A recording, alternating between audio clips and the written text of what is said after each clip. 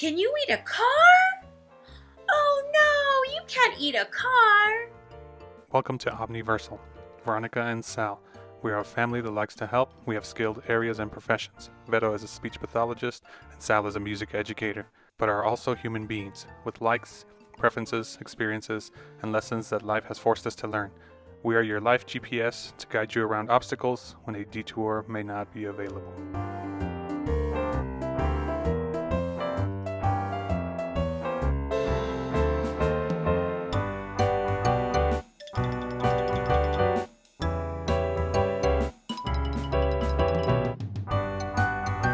A couple of years ago, I had the privilege of working with this sweet little girl, and she really had a minimal language and just minimal understanding of pretty much everything. So she wasn't really speaking, she wasn't understanding a whole lot. And she would literally sit in front of me and smile. And her mother was very, very concerned because the following year she was supposed to start school. And she was right. She needed a lot of work to get to where she needed. So she worked so hard and just very diligently. Um, so typically, by the time I get these kiddos between the ages of 4 and 5 to work with, they're very invested and they have a lot to work on before they get ready for their academic journey. So it's really important that your little ones are reaching their developmental goals for the age group that they are in, and or at least very close to it. Then at their age group being able to do so also. That way we can get them ready for school and they can start a different kind of learning that they're going to have to do. So don't forget to refer back to our other videos. The previous one was the development between the ages of 3 and 4 for speech and understanding. And Sal actually made this really cool video about a train. It's a train museum that we went to during the summer. So don't forget to check those out because that can actually help you see where your child is supposed to be prior to this age. Make sure that they have all of that information. And then with the train video, that's a whole lot of different stuff that they can talk about. It's extremely important for you to remember that children develop at their own rate. Your child might not be able to have all of the skills that we're going to be discussing until the end of the age range. So no need to freak out, but I'm going to get into the understanding portion. Your child should understand words for order, like first, next, and last. You're going to talk about brushing your teeth, something simple as that.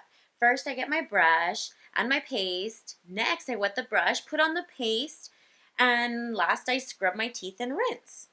They should understand words that mean time, like yesterday, today, and tomorrow. Tomorrow, we're going to the zoo. Today, we're going to watch Toy Story.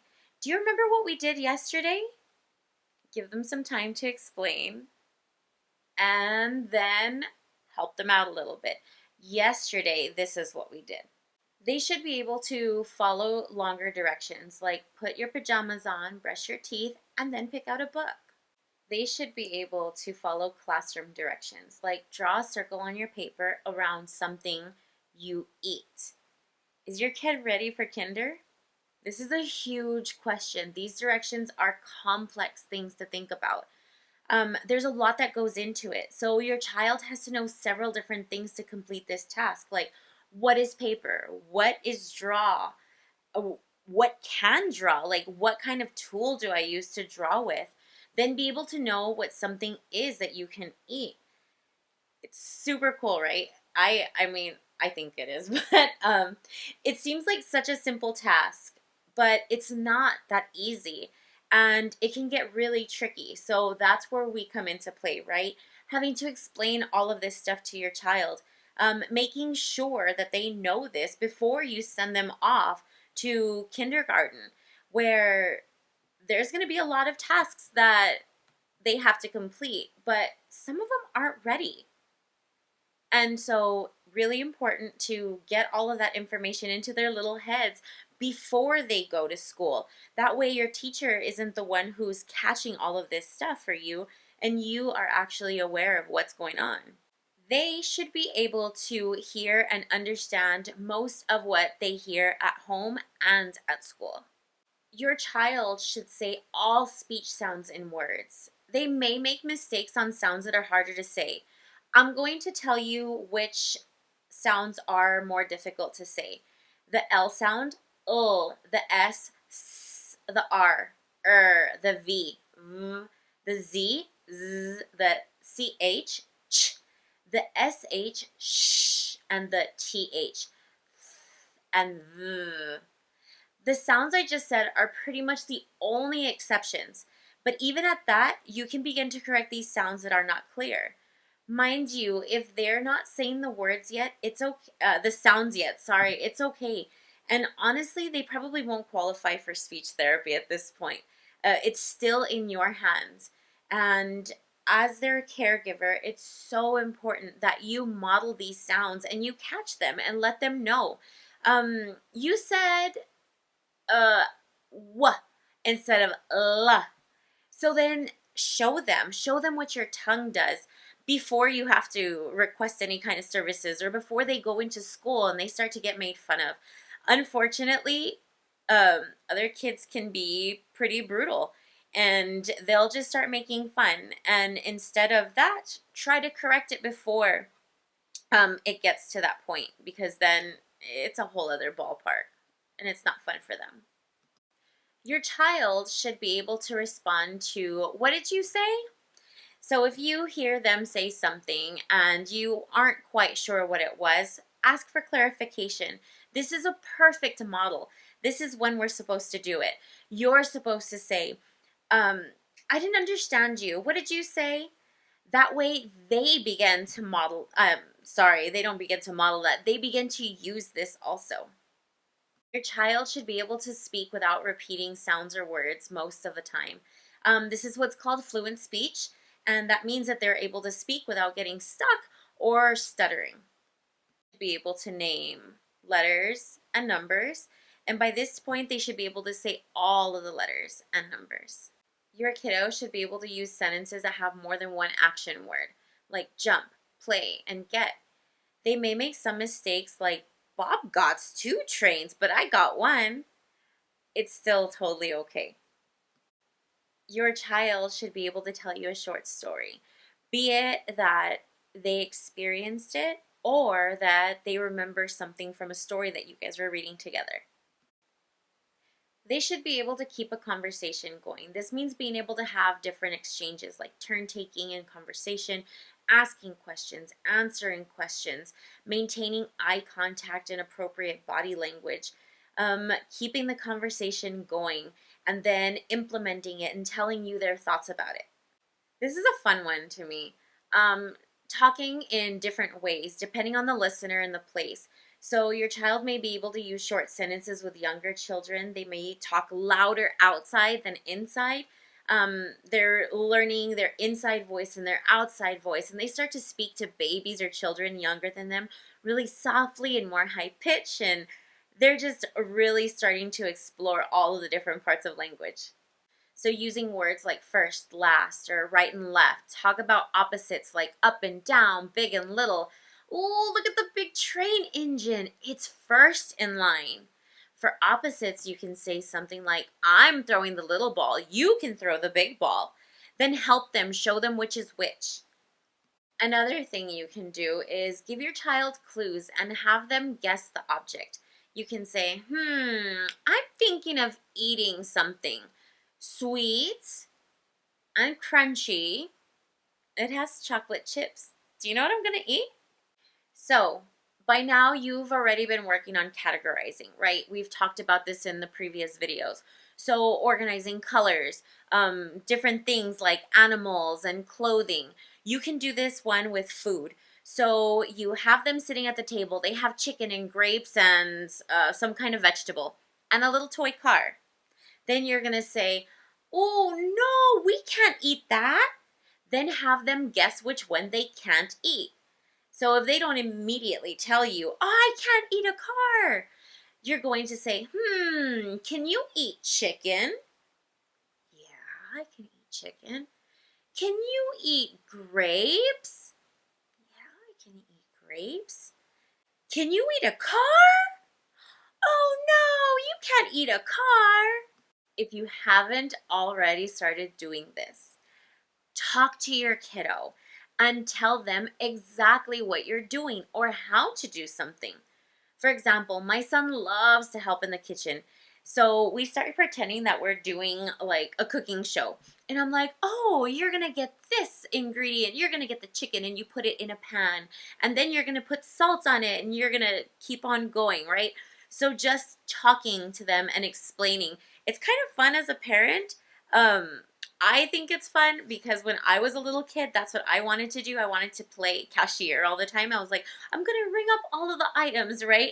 And so that was something fun that I used to do that I started incorporating with my little one, and he really enjoys it. So that's a huge thing that you can do too, to teach them how to do something. Another thing that you need to do is pay attention when your child speaks. Respond to them, praise them, and encourage them when they are speaking. Get their attention before you speak. Pause after speaking and let them respond to what you said. It's so true. Listening to what a child says is so important, and it's also kind of hard sometimes.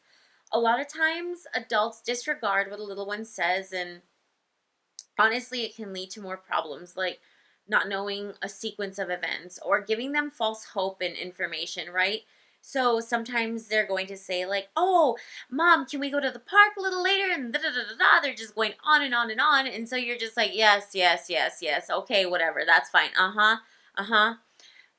And then later on, they ask you, like, well, aren't we going to the park? And you're like, no, we're not going to go to the park. And they're like, well, I asked you, right? So it's so important to listen to what they're saying because a lot of times they're going to sneak something in there. And if you're not paying attention to what it was, you're kind of getting on the track of potentially messing up their speech and understanding. Keep teaching your child new words, defining words. So you could do something like the vehicle is on the highway. It's a car. A bus is another kind of vehicle. So are a train and an airplane. And you can also add in new words like enjoyed. I enjoyed my time with our friends. I really like to hang out with them.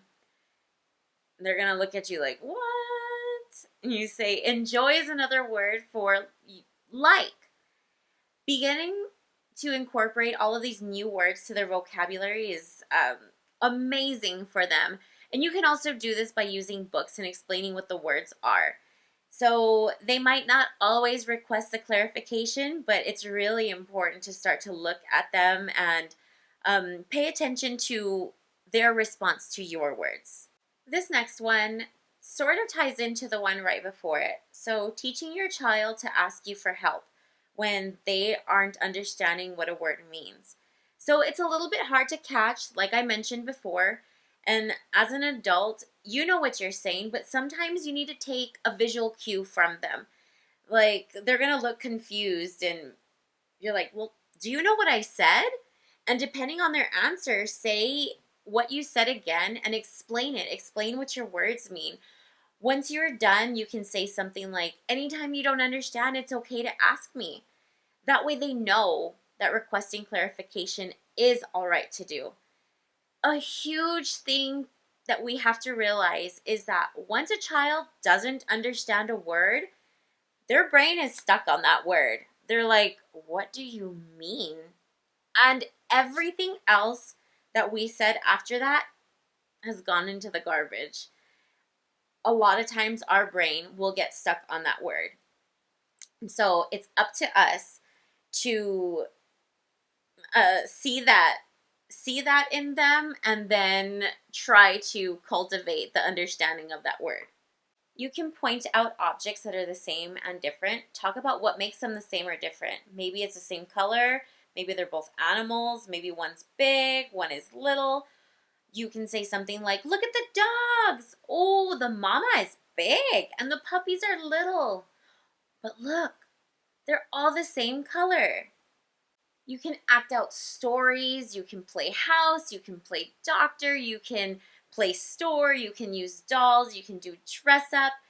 Have all of the dolls talk to each other. And this is a versatile one. If you're using toys like cars or trains or dinosaurs, this one works out also. So um give voice to these objects. So if you're using a dinosaur, you can see like roar, I'm gonna eat you, Mr. Red Car, blah blah blah, and have the dinosaur chase the car and go from there.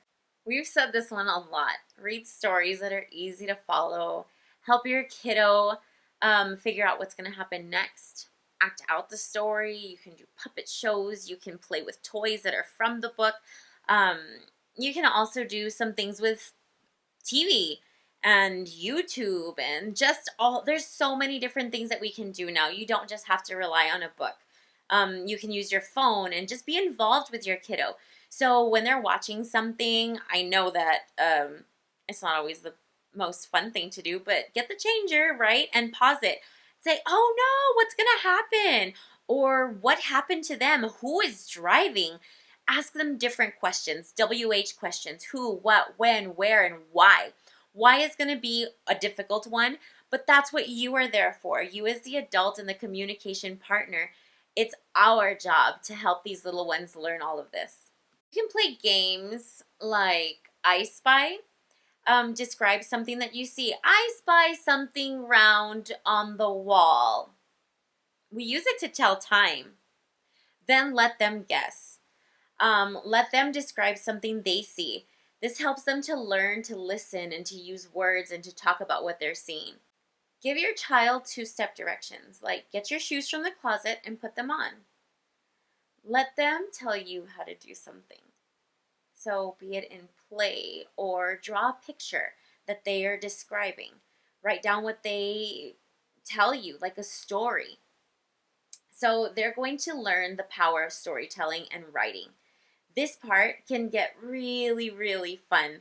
So I think there's even a couple of TV shows that I've seen that they let a child describe what their ideal food would be, like pizza with spaghetti on it, or just like something silly and crazy. And then these professional chefs actually have to make it, and they have to make it look like a picture that the child has drawn or how they described it. And then both of them have to eat it. So the chef and the child at the very end get to like do a taste test and stuff. That's super fun. I can imagine that doing that like in a home environment would be really kind of crazy and fun to do. So playing board games at this point with your child is extremely helpful.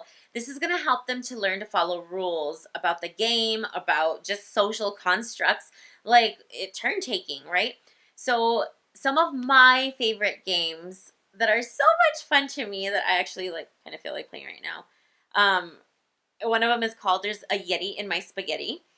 There's another one called Greedy Granny. There's one of them is called Pop the Pig. There are other games that are very reactive that can be like super exciting and just jarring for a kiddo, and a lot of times they enjoy that. They also encourage really good communication skills, and you can play with them like, oh, it's my turn, and they're like, no, it's mine, and just getting them involved in the decision making of which game to play also is pretty cool. Have your child help you plan daily activities. For example, you can help them, have them help you make a shopping list, or, hey, we're going to plan a birthday party for grandpa. What do you think we should have? And then have them talk to you about the different things like, ooh, I want balloons. Okay, what color of balloon do you think we should have? Right? So just starting to discuss things like that, it makes them feel so, so important and like they're a part of big decisions, and gives them a really big boost of confidence. As I always mention in every single one of my videos, talk to your child in the language that you are most comfortable with. I don't know how much more to explain this. If you are comfortable in 2 languages, beautiful. In 3 languages, more power to you. Whatever language you are most comfortable with, that's the one that you want to model for your child. If you're comfortable letting them speak to you in a different language and then you responding in the other that you are most comfortable, that works also. So do you remember that little girl that I was talking to at the beginning? of this video about.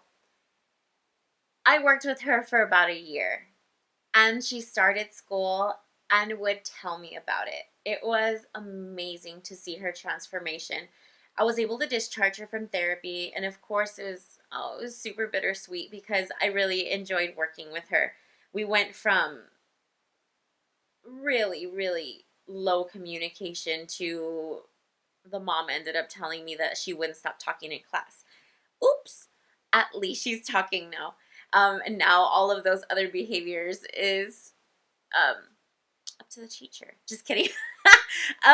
She's going to learn how to use her social constructs, right? Like when she was in therapy, I just wanted her to speak to me. When she's at home, it's okay for her sisters to listen to her and her parents to listen to her. Now at school, that's where she's going to have to learn how to be trained, right? She's learning, and that's the beautiful part of it, is that she actually had a voice now to express herself, and she was understanding directions that her teacher was giving her. And that was just an absolutely huge thing because it was so concerning for all of us. She put in a lot of work, and her mom put in a lot of work, and I put in a lot of work sending her videos and sending her different things to work on, teaching the parent how to play with her and what kind of questions to be asking. And she was able to succeed. So, like I said, bittersweet. And that was just one of the kiddos that I've worked with, and yeah, they're amazing. So there are a few different steps to take to solve these problems. And the first one is identifying that your little one is not reaching many of the milestones. If you went through this video and you're like, no, they don't do that. No, they don't do that. No, they're not doing any of this. Then it's time to implement some of the suggested ways of communication that I listed a little earlier and see how it's going. Also, ask for help and support. So, talk to your child's pediatrician, send us an email, talk to a skilled professional. If you know somebody that's a speech pathologist, talk to them. And it's time to get your little one and you some assistance. Remember that we're walking next to you, we're not behind you, we're not in front of you. We're there right next to you in your journey of getting your little one to speak. If you do try any of this, let us know. Let us know your story on how it worked. You can follow us on Instagram or find us on Instagram and Facebook and TikTok or email us. We have so many ways of communicating now. I think it's awesome. I just wanted to say thank you again for listening to me, and I hope that this helps you. Let us know, like I said, and see you soon. I will be making another video in the near future, and it's going to be a surprise. All right, bye.